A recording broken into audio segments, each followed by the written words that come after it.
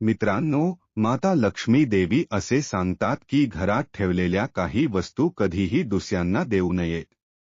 जर या वस्तू दुसऱ्यांना दिल्या तर घरात गरिबी आणि दुःख येऊ शकते. आज आम्ही तुम्हाला माता लक्ष्मीची एक प्राचीन कथा सांगणार आहोत. या कथेतून तुम्हाला कळेल की घरातील कोणत्या वस्तू दुसऱ्यांना देऊ नयेत. खूप वर्षांपूर्वी मध्य देशात एक सुंदर नगर होते. त्या नगरात सुकन्या नावाची एक स्त्री आपल्या पती, सासू आणि सास्यांसोबत राहत होती. सुकन्या खूप सुस्वभावी, धर्मशील आणि कष्टाळू स्त्री होती. ती रोज सकाळी लवकर उठून घराचा अंगण स्वच्छ करत असे. अंगणात सुंदर रांगोळी काढत असे आणि देवांची पूजा करत असे. तिचा पती व्यापारी होता आणि धान्याचे दुकान चालवत होता. सुकन्या नेहमी लोकांना मदत करत असे. तिच्या घराच्या दारातून कोणीही रिकाम्या हाताने परत जात नसे. जर कोणी भुकेले आले तर ती त्यांना पोटभर जेवण देत असे. त्यामुळे गावातील लोक तिला खूप आदर आणि प्रेम देत असत.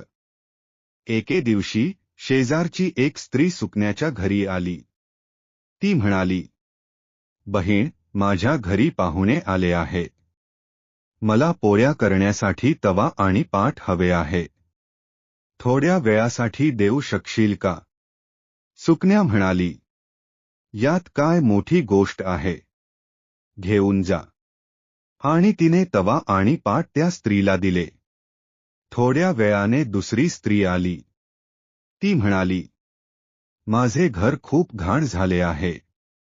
कृपया तुमचा झाडू मला द्या." सुकन्याने काही विचार न करता झाडूही देऊन टाकला. नंतर तिसरी स्त्री आली. ती म्हणाली, "माझ्या मुलीला पाहण्यासाठी लोक येणार आहेत. तिच्यासाठी कपडे आणि दागिने नाहीत. कृपया तुमचे दागिने आणि कपडे एक दिवसासाठी द्या." सुकन्या दयाळू असल्यामुळे तिने आपले दागिने आणि कपडेही देऊन टाकले. थोड्या वेळाने आणखी एक स्त्री आली. ती म्हणाली, "माझे मूल भुकेले आहे. कृपया थोडे दूध द्या." सुकन्याने संध्याकाळी त्या मुलाला दूधही दिले. पण दुसऱ्या दिवशी सकाळी एक वाईट बातमी आली. दुसऱ्या दिवशी सकाळी एक वाईट बातमी सुकन्याच्या घरी आली. एक माणूस धावत धावत आला आणि म्हणाला, "काल रात्री तुमच्या पतीच्या दुकानात चोरी झाली आहे. सगळे धान्य चोर घेऊन गेले." हे ऐकून सुकन्याचा पती खूप घाबरला. तो लगेच दुकानात गेला, पण तिथे सगळे धान्य गायब झाले होते. दुःखी होऊन तो घरी परत आला आणि सुकन्याला सर्व सांगितले. सुकन्या म्हणाली, "तुम्ही काळजी करू नका. आपल्या घरी अजून दागिने आणि पैसे आहेत. त्यातून आपण पुन्हा व्यापार सुरू करू." पण जेव्हा सुकन्या घरातील दागिने पाहायला गेली, तेव्हा तेही गायब झाले होते. हे पाहून सगळे खूप दुःखी झाले. सुकन्याचा पती तिच्यावर रागावला आणि म्हणाला, "तू नेहमी लोकांना घरातील वस्तू देत असतेस. त्यामुळेच आज आपल्यावर ही मोठी आपत्ती आली आहे." सासूनेही तिला रागावले. सुकन्या म्हणाली, "मी शेजारच्या स्त्रीला काही दागिने दिले होते. मी ते परत आणते." ती त्या स्त्रीच्या घरी गेली, पण ते घर रिकामे होते. ती स्त्री दागिने घेऊन पळून गेली होती. हे पाहून सुकन्या निराश होऊन परत आली. हे ऐकून तिचा पती खूप रागावला आणि म्हणाला, "तुझ्यामुळे आपली सगळी संपत्ती नष्ट झाली आहे. आता तू या घरात." हे ऐकून सुकन्या रडत रडत घर सोडून निघून गेली. ती सरळ माता लक्ष्मीच्या मंदिरात गेली. तिथे बसून ती रडत रडत प्रार्थना करू लागली. ती म्हणाली, "हे माता लक्ष्मी, मी रोज तुमची पूजा केली. मग माझ्यावर ही वेळ का आली? माझी चूक काय झाली, कृपया मला सांगा." हे बोलून ती खूप दुःखी झाली आणि नदीकाठी गेली. ती मनात म्हणाली, "माझ्यामुळेच माझ्या पतीवर संकट आले. आता मला जगण्याचा अधिकार नाही." ती नदीत उडी मारणार इतक्यात अचानक माता लक्ष्मी देवी तिच्यासमोर प्रकट झाल्या.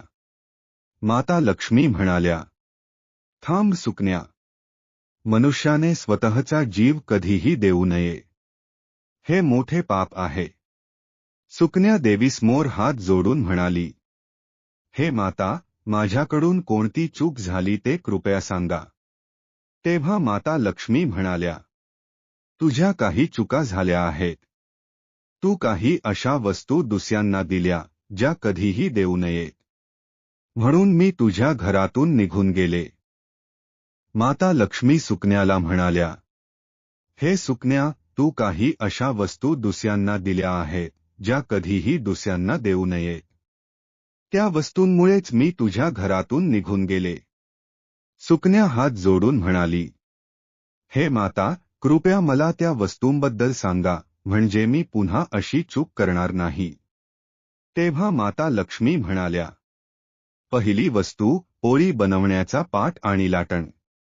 माता लक्ष्मी म्हणाल्या, घरात पोळी बनवण्याचा पाट आणि लाटण कधीही दुसऱ्यांना देऊ नये. कारण या वस्तूंवर तयार केलेले अन्न पवित्र मानले जाते. या वस्तू दुसऱ्यांना दिल्यास त्यांची पवित्रता कमी होते. तू तुझा पाट आणि लाटण शेजारिणीला दिलास, ही तुझी पहिली चूक होती. दुसरी वस्तू, झाडू. माता लक्ष्मी पुढे म्हणाल्या, घरातील झाडू ही माझी प्रिय वस्तू आहे. ज्या घरात स्वच्छता असते तिथे मी नेहमी निवास करते. जो कोणी आपल्या घरातील झाडू दुसऱ्यांना देतो त्या घरातून मी निघून जाते. झाडू नेहमी लपवून ठेवावा आणि त्याला पाय लावू नये. तू तुझा झाडू शेजारिणीला दिलास, ही तुझी दुसरी चूक होती. तिसरी वस्तू, दागिने. माता लक्ष्मी म्हणाल्या, स्त्रीने आपले दागिने दुसऱ्या स्त्रीला कधीही देऊ नये. कारण दागिन्यांमध्ये माझा निवास असतो. जो कोणी आपले दागिने दुसऱ्यांना देतो त्याच्या जीवनात दुर्दैव येऊ शकते. तू तुझे दागिने दिलेस, ही तुझी तिसरी चूक होती. चौथी वस्तू, संध्याकाळी दूध देणे. माता लक्ष्मी म्हणाल्या, संध्याकाळ झाल्यानंतर दूध दुसऱ्यांना देऊ नये. संध्याकाळी पांढऱ्या वस्तूंचे दान केल्याने दुर्दैव येऊ शकते. तू संध्याकाळी दूध दिलेस, ही तुझी चौथी चूक होती.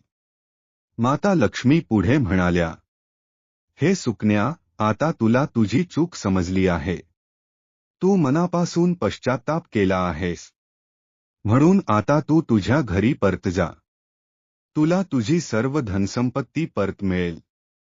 इतके बोलून माता लक्ष्मी अदृश्य झाल्या. सुकन्या माता लक्ष्मीला नमस्कार करून घरी जाण्यास निघाली.